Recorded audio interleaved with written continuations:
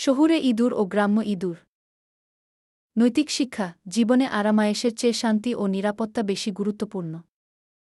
একদিন এক গ্রামে ছোট্ট এক গ্রাম্য ইঁদুর বাস করত। সে মাটির নিচে ছোট একটি গর্তে থাকত।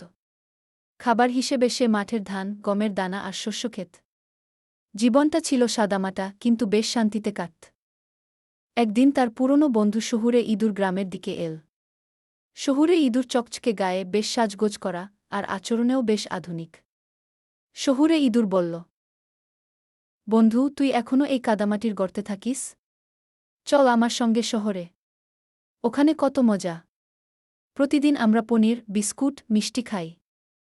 গ্রাম্য ইঁদুর একটু অবাক হয়ে বলল, সত্যি?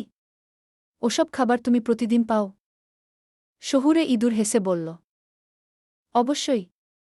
চল, আজই তুই আমার সঙ্গে শহরে চল, তোর চোখ খুলে যাবে গু।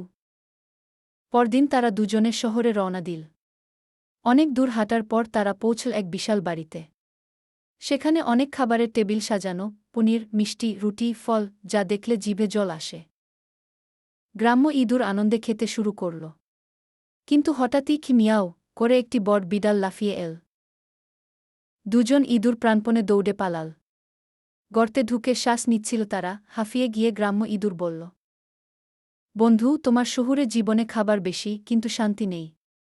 আমি বরং আমার গ্রামে ফিরে যাব, যেখানে কেউ তাড়া করে না, আমি নিশ্চিন্তে ঘুমাতে পারি। শহুরে ইঁদুর চুপচাপ রইল। তারও মনে হল, সত্যিই শান্তির জীবনই আসল সুখের জীবন। নৈতিক শিক্ষা: বিলাসিতা যতই থাকুক না কেন, জীবনে শান্তি ও নিরাপত্তাই সবচেয়ে বড় সুখ।